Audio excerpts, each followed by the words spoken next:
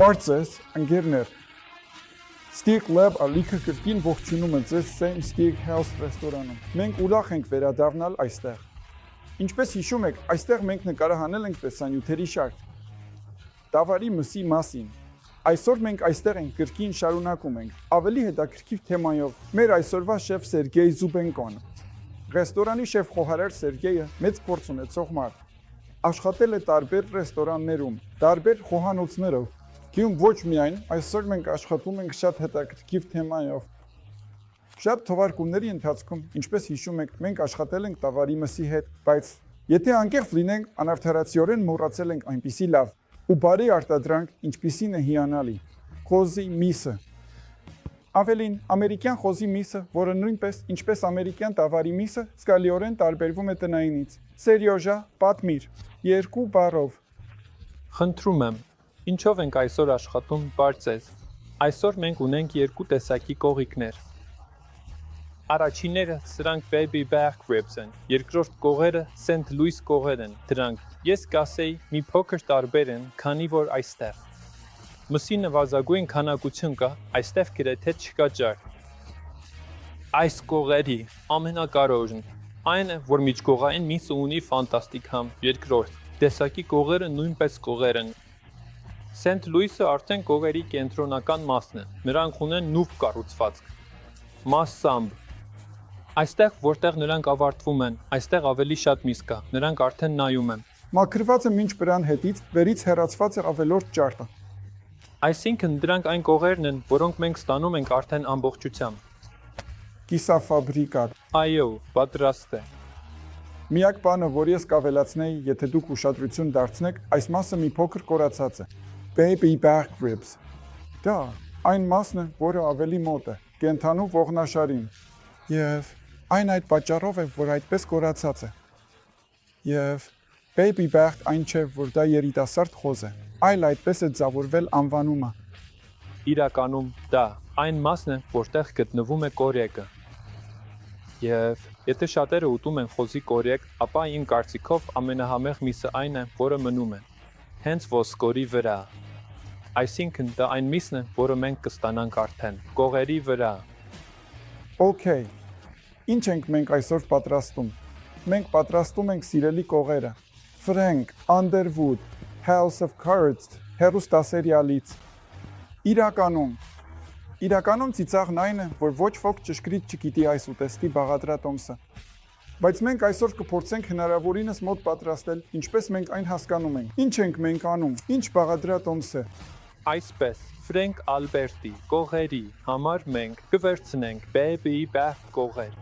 Մենք դրանք մի փոքր կեթենք բանջարեղենով, հետո կգլազավորենք ու կթխենք։ Սկսենք։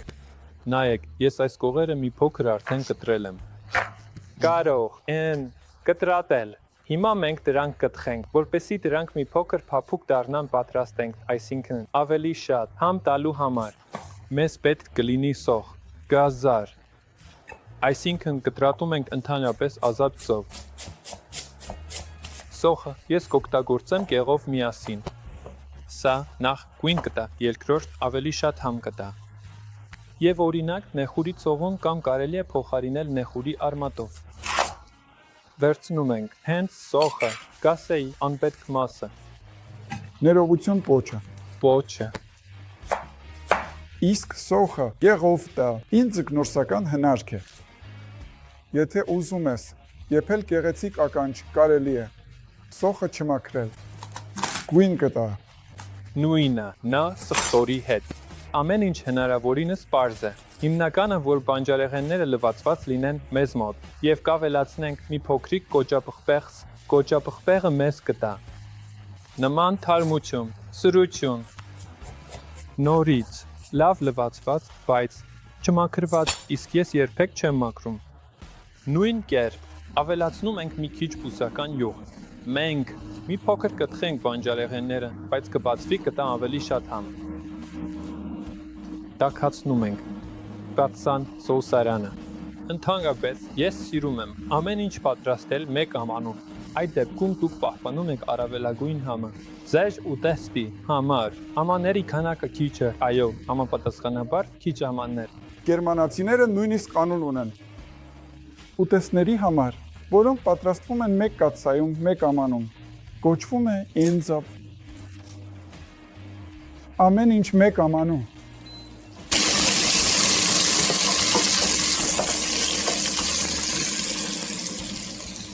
Մեր բանջարեղենները արդեն թխվել են, նրանք կարամելիզացվել են։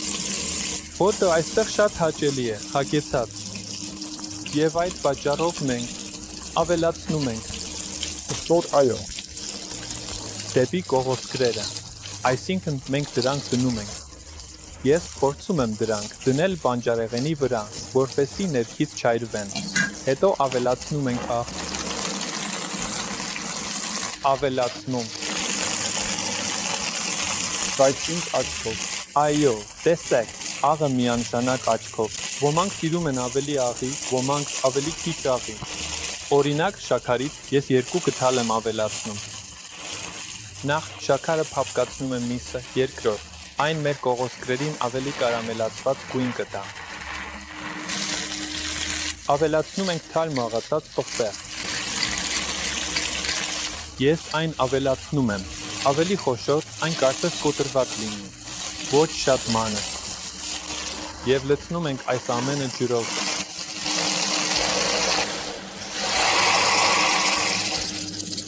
Շատ կարևոր է ջուր ավելացնելը։ Նվազագույն, քանակը, որը մեզ անհրաժեշտ կլինի, որպեսզի այն ծածկի բանջարեղենը։ Այս կողոսկրերը պատրաստվեն գոլորշու վրա, որովհետև եթե դուք շատ ջուր լցնեք, ապա մենք կստանանք, որ մենք եփում ենք արգանակ, իսկ կողոսկրերը կստացվեն ոչինչ։ Եվ նայեք, կա նամի հնարք, ինչպես ավելացնել ափխտած ինչ-որ ապրանք։ Մենք կարող ենք ավելացնել ափխտած տանձ, խաշած, չորացրած, այն ինձ մոտ արդեն։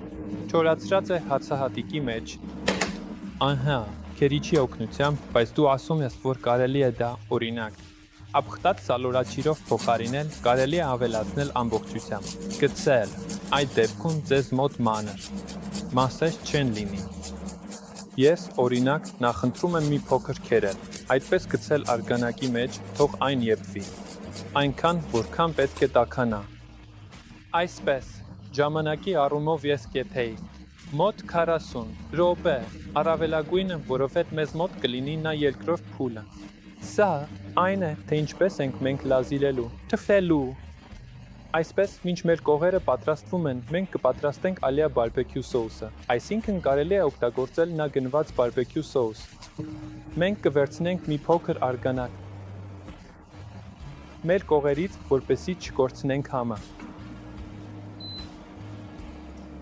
Կավելացնենք մի փոքր տոմատի մածուկ։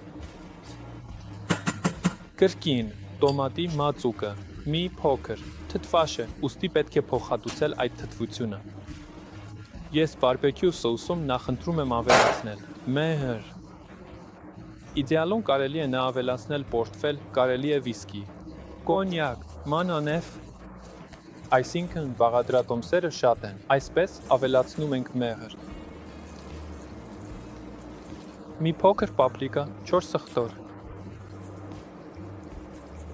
Օյայի սոուս։ Եվ այս սոուսին մենք ավելացնում ենք նա ափխտած տանձ։ Այսպես սոուսը պատրաստ։ Մենք այն անջատում ենք։ Մեր կողերը։ Այսպես, մենք դրանք ծածկում ենք սոուսով։ Եվ հիմա դնում ենք ջեռոցում, որպեսզի այս սոուսը չորանա, կպչի մեր կողերին ու մի փոքր կարամելիզացվի։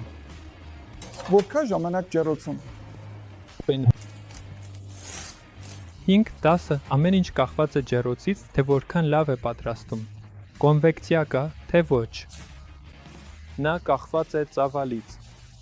Որքան շատ ապրանքներ ունեք ջեռոցում, այնքան երկար, որովհետև ապրանքները գոլորշի են տալիս, գոլորշին։ Սպանում է ջերմաստիճանը։ Դե ինչ, կարծում եմ դրանք արդեն հանում ենք։ Լավ են թխվել։ Այնպես, որ ավելի շատ լինի նման։ Ամերիկյան պետությանը։ Այո, ճիշտ է։ Սա հենց մենք պատրաստում էինք այս կողերը։